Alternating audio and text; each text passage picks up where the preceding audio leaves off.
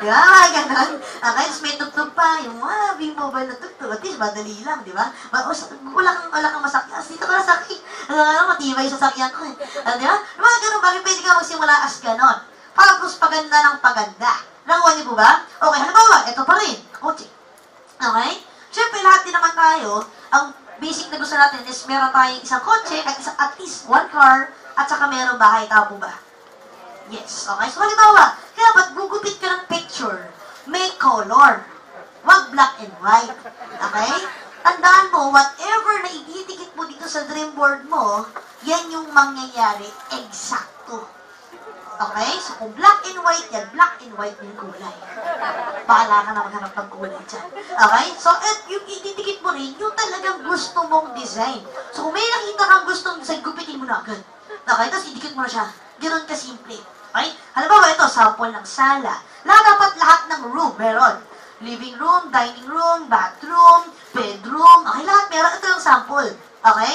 Huwag naman puro living room lang. At yung pagpasok mo ito, living room ko, puro living room lang. Dapat lahat kumpleto. Nakuha niyo mo ba? Okay, ito naman sample naman ng house. Okay. Ito, house. Simple lang, di ba? Bato. Para pag bagyo, wala niya matitibag talaga. Akit ka lang sa taas. Or may underground ka. Okay? Alam mo, pinakamaganda sa bahay mo? At ikaw lang yung bahay na may ganito. Bakit ano to? Hindi mo naman siya nakikita kasi medyo maliwanag. Tubig to, tubig. Bago ka makapasok ng bagay, lalangoy ka muna. Ikaw lang may ganyan. Pinakamaganda niyan, guys, may alligator yan. Okay? So, pag hindi niya type yung papasok sa bahay mo, kakainin. Ganito lang. Okay? Kasi may kanya-kanyang design. So, bago makapasok ng bahay, meron siyang tubig. Nandito sa labas yung swimming pool mo bago makapasok sa bahay. Okay? So, kanya-kanyang design. Nakuha niyo ba? Or, actually guys, hindi lang puro material things yung pwede mo ilagay. Gusto mo laptop or no. Pwede rin actually, happy family. Okay? May pamilya ka, wala ka pang pamilya, magkakapamilya ka pa lang, idikit mo dyan sometime in the future, gusto ko magkaroon ng masayang pamilya. Kasi guys, walang sense na marami kang ganito, hindi ka namang masaya. Tama? Anong sense na marami kang ganito, marami ka namang kaaway? Ha? Anong sense na marami kang ganito, ikaw lang mag-isa? Kaya dapat, isama mo rin to. Okay? So, nandyan rin yan. Actually, guys, lahat naman din tayo, actually, di ba naisip mo rin, nga, no? Naisip rin tayo to be practical to lahat. Lahat naman nag-isip ng gusto mo ng magandang katawan, tama? Simple lang, gugupit ka ng ganito. Yeah. Okay? Tapos, gugupitin mo yung ulo, lalagay mo yung picture mo. Okay? Ito yung sa lalaki.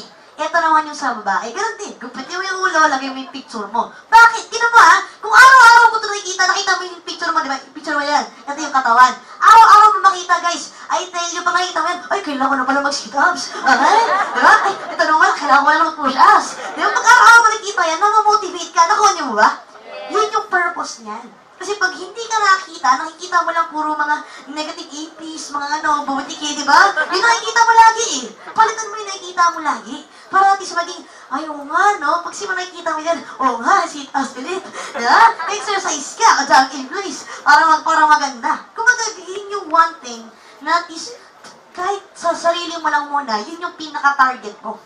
Kasi yung goal na yan, ang sarap sa pakiramdam na dahan-dahan mo siyang tinatanggal doon sa mismong dream board mo. At napapalitan ng, syempre, di naman tayo talaga nakakontent dahil tao tayo, di ba? Maraming gusto. Halimbawa, ito gusto mo, pag nakuha mo na, ayaw mo na yan. Di ba? So, pag napapalitan mo siya, kasi ang sarap ng feeling eh. Na hindi mo lang siya dinikit dahil pangarap lang, as in yun lang. Nakakatuwa kasi inaabot mo yung pangarap mo. Nakuha niyo mo. Yun yung masarap doon. Okay? So, assignment mo yan pagka-uwi mo ngayon. Huwag kang matutulog hanggang hindi mo nagagawa yan. Okay? Kita ka na ganyan. At huwag ka matutulog hanggang hindi ka nagsisitaws. Okay? Kailangan mahabol yan. Malapit na mag-December, kailan na naman. Okay? So next naman, dapat, ito naman yan, make it a habit. Okay? Yung business, dapat hindi mo lang siya ginagawa dahil member ako. Yung negosyo, dapat hindi mo siya ginagawa dahil sabi niya. Okay? Dahil wala lang. Dapat ginagawa mo yung negosyo na talagang gusto mo siya, talagang normal na sa'yo. Kumbaga, yung negosyo kasi dapat, pag nilagay mo siya sa sistema mo, sa dugo mo, talagang normal na lang siya mag-flow. Hindi ka napipilitan. Okay? Pinakamaganda guys. Siyempre yung business, marami sa atin to first time magnegosyo. Tama ko ba? Okay. Hindi pa lahat yung passion niya na gawin to. But, kung ito ay talagang mamahalin mo, magiging passion mo na yung business, normal na sa'yo kahit sino pa kayong kausap ko, yan po ay maging part ng group mo, ay hindi okay lang kasi willing ka ng tumulong. Kasi habit mo na siyang gawin eh. Na pag hindi mo ginawa si V-Mobile, feeling mo magkakasite ka. Yun yung feeling namin. Okay? Pag hindi kami nakaapak ng opisina, feeling ko parang, ano nangyayari? Okay? Kung parang medyo weird yung feeling. Because, yung V-Mobile, nilagay namin sa sistema na namin. Okay? Yung parang, pagkadilat ko palang Facebook. Okay? Yung parang naka-program na because gusto ko ma-update agad yung mga members, ma-update agad yung mga leaders. Just kasi yung V-Mobile talagang naging part na siya ng akin. Okay? Kaya guys, ano mo kasi, pagka naging part na siya ng sayo, every time na meron kang makikita ang kaibigan mo, hindi naman tingin mo sa kanya ay 500. Okay? Hindi ganon. Hindi yung pakarapan nakita mo siya. 500. Okay? Ito pa, nakita ko isang kaibigan ko, 500 ulit. Tapos, match sila. 1.5. Okay? Hindi ganon. Okay? Ibig sabihin, pag nakita mo siya, nakita mo na, ay, pwede ko siya share ng opportunity. Okay? Kasi ganito yan. Pag ang tingin mo sa tao ay 500, pag hindi siya nag-join sa'yo, galit na galit ka sa kanya. Tama? Pero kung tingin mo ay opportunity, mag-join man siya o hindi, friends pa rin kayo. Nakuha niyo mo ba? Kumbaga guys, kaya nga tayo walang pilitan eh. Share mo lang, kung ngayon niya, di okay lang, kaibigan pa rin kayo. Di ba? Yun nga lang, ang advantage mo, pag nagkaroon ka ng check, ipay-pay mo sa kanya. Huwag kang hihingi ng baka mapapalibre ka. Di ba, negative ka, huwag ka dito. Joke lang. Okay, inaway yun. Pero at least, di ba, friends pa rin kayo. Okay? Huwag mo yung gap. Kasi yung paganda nung kasi pagka, habit mo na siya, bigyan ka ng tip. Gusto mo bigyan ka ng tip na mag-i-invite ka pero hindi mo i-explain si V-Mobile. Kasi ang problema sa atin, ang hilig-hilig mo mag-explain, hindi mo pa alam yung presentation. Diba? Kapag pinipilit mo na i-explain yung nakita mo, hindi mo naman alam kung talaga paano sabihin. Diba? So, nangyayari, mali-mali ka ng sinasabi, mali-maling info yung napupunta doon sa tao. Okay? Nagkikreate tuloy ng maraming tanong na hindi mo kayang sagutin. Diba? So, kasi kaya nga sa amin sinasabi, we have free seminars here. Okay? Ang gagawin mo na lang, invitahin mo sila. Sobrang dali kaya mag-invite. Inisip mo ang hirap-hirap mag-invite. Diba? Naisip mo ba yun? Normal yun. Okay? Bakit? Guys, isipin mo lang kayo laging birthday mo. Everyday birthday mo. Di ba pag birthday mo, sobrang dali mag-invite? Okay? Isipin mo lang lagi, birthday ko. Invitahin ko sila. Okay? Sobrang dali lang talaga mag-invite. Inisip mo lang mahirap. Okay? Kung ganito lang yan. Halimbawa may nakita ang tao. Gusto mo siyang invite, pero hindi ka pa mag-explain. Okay?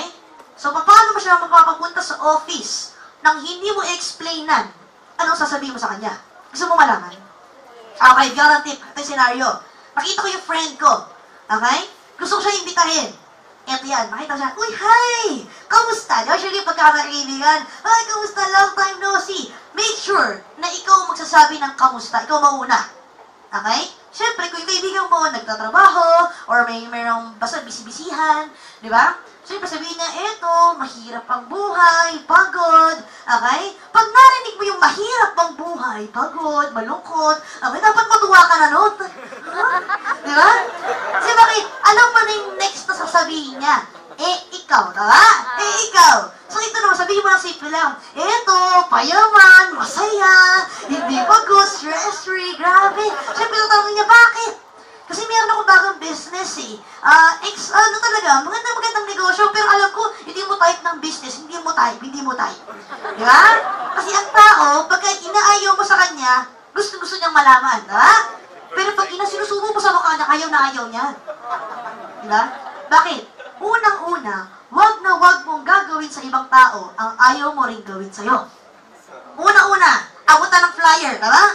Huwag ka mag-abot ng flyer nang bigla ka na lang diba? Huwag ka na yung ganun. O kaya yung pag sa jeep, diba? Huwag yung ganun feeling niya mangingi ng pera.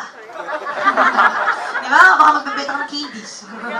Opo, ano naman. Di ba? Huwag yung biglaan na lang na gano'n. Kasi syempre, stranger to stranger yan eh. Okay? So, huwag mong gawin sa kanya, ayaw mo rin gawin sa'yo.